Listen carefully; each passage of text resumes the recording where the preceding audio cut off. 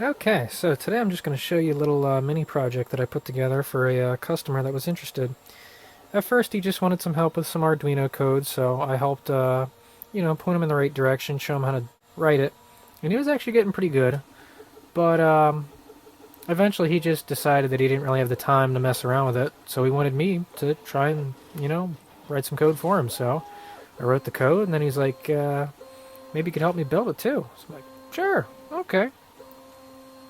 I don't usually take personal projects on like this, but I figured it was going to be easy enough. So this right here is an AW-4 shifter. And what it allows is for you to manually shift the solenoids so that you could, hook it up to a joystick or switches or something like that and, shift your transmission on the fly. So let's hook it up real quick. So we've got a display over here that'll show you what gear you're in, and then the main box. It's hiding all the goodies. So these wires would be hooked up to your, joystick or whatever shifter you're going to use, and it'll shift.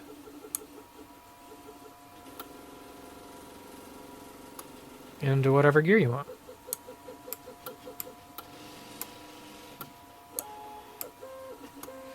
So let's see what kind of magic's going on inside the box.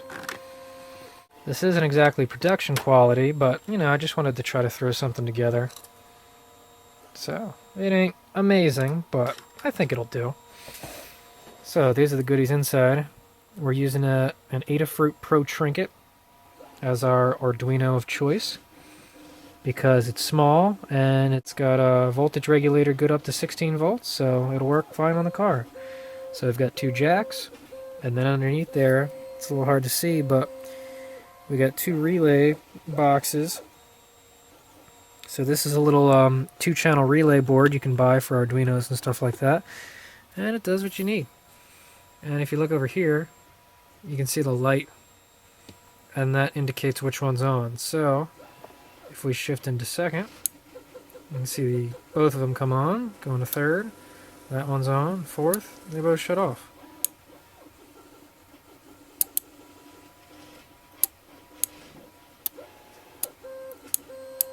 And I have it designed that you don't have to hold it the entire time. So you can let go and it'll still stay in gear, because that's something very important. You don't want it to, drop the input when you let go. So yeah, that's pretty much it right there in a nutshell. These terminals over here are going to be where the solenoids are plugged into. So we'll have our common for channel 1 and channel 2, and then you'll want normally open, as we want these to, we want the circuit to close when the relay is closed. And then in here is just a regular 7-segment display. In order to make the display look really cool, we just got a piece of a floppy disk that I cut out to give it a nice smoked look, because it's really, really bright underneath. Like, it's kind of uncomfortable to look at. So this also makes it usable. And if we pop off the little access door, it's basically just, wires soldered into the display.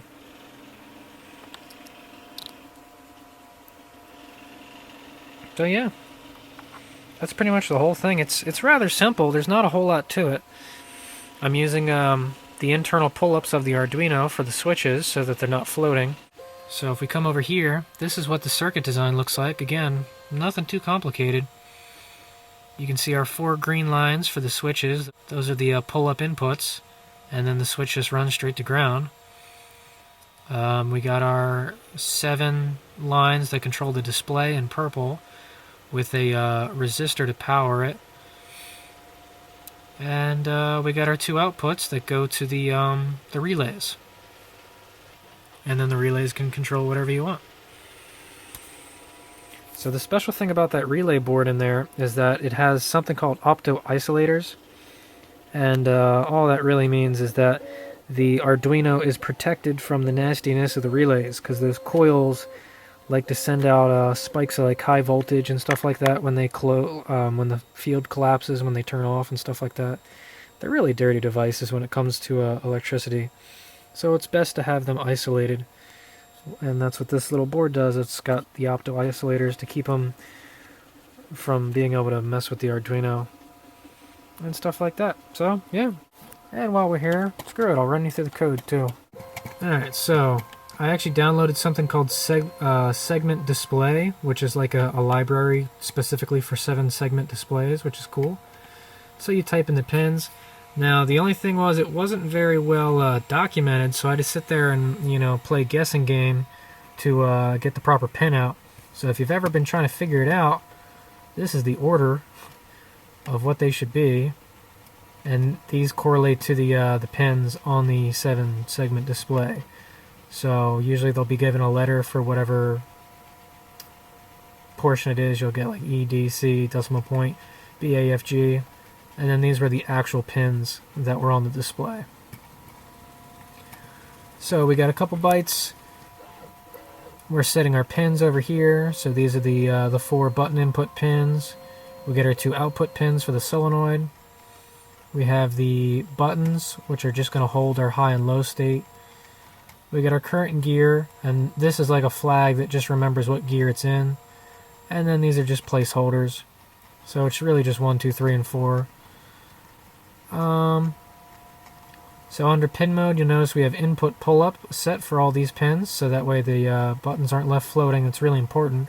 If you just leave this as an input, when the button's not touching, when the button isn't being pushed, you might get all kinds of weird readings. Look into floating pins if you want more on that, but basically we just want an internal pull-up here. Pin mode for these are set as output, and then we get to start. So first off, we'll digital read all the pins and see if they're high or low, and then we'll go through some if statements.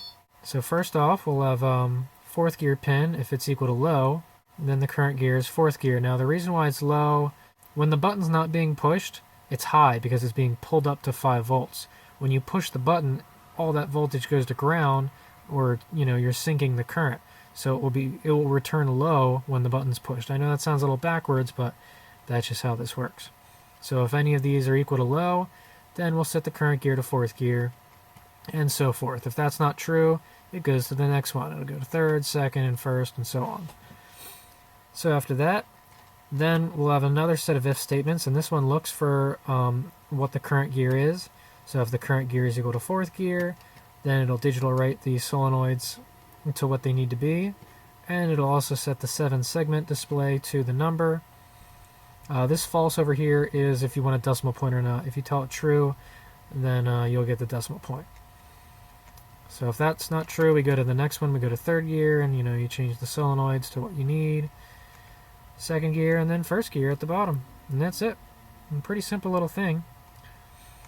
So by coming up here and keeping these separate, by checking the button and then setting this flag, even if none of these return as true, the current gear will still remember the last button that was pushed.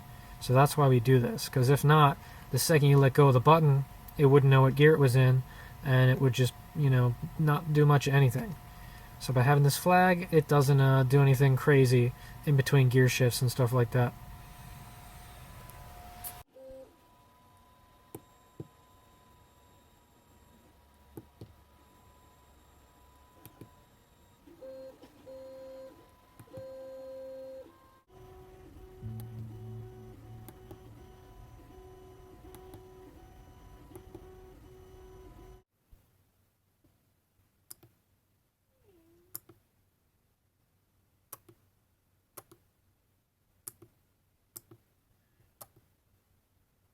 We'll just take you through the whole shabam here, and I'll show you how I made the 3D models.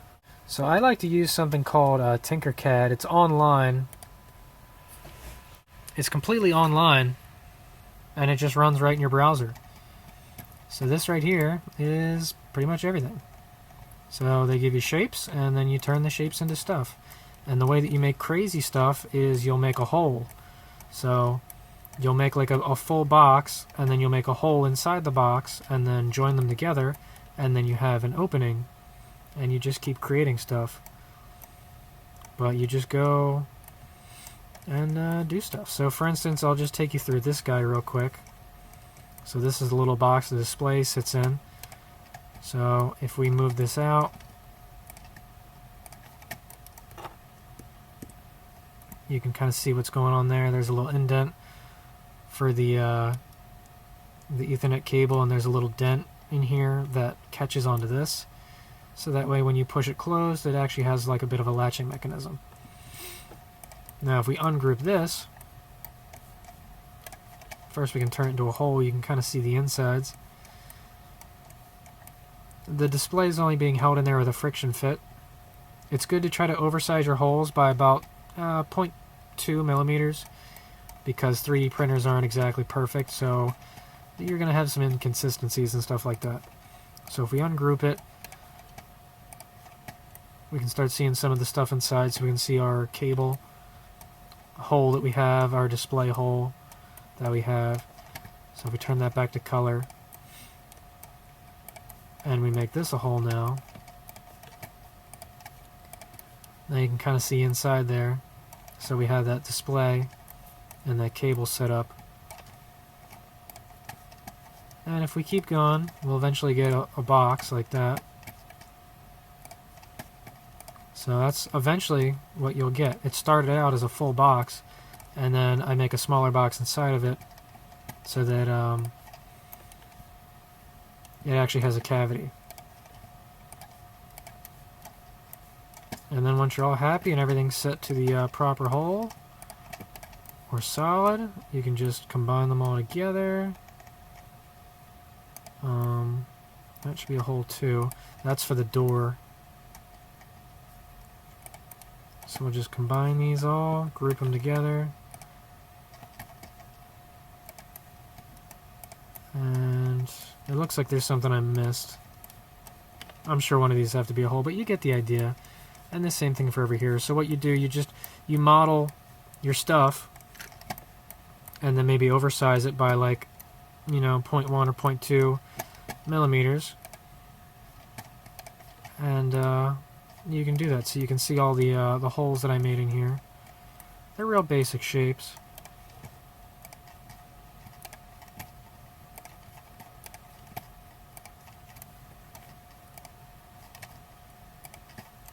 So that's all it really is, and actually we can hide this if we want. So you can actually see inside there a little better, but that's all. You just make little layers and stuff like that and just try to put them all together. And then you turn them into holes and cut out the shapes and everything's all good to go.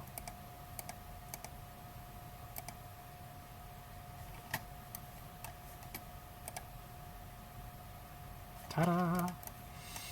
So that's just a real basic look into CAD and how I design the stuff. And as for the doors, I love using this dovetail design. It's very easy to create and it usually prints pretty well. So it'll hold everything in place and they usually fit pretty nice. There you go. That's a little look-ski into how stuff is created. And if you ever wanted to make your own. 3D printers, man, they're really sweet. Production on the fly. You can make all kinds of stuff. And for those who are curious, I'm probably not going to be selling these because they do take a very long time to make, and it wouldn't be worth it. This was just like a one-off kind of project thing, but hopefully that gives you an idea if you ever wanted to make your own. The whole system only costs $30 for everything, besides the printer. But for all complete material cost, it was only $30 for everything. So that's not half bad. Now, thanks for watching. Maybe I lit up that Arduino bug inside you. See what you can't make on your own. And what says automotive like RTV? Check it out.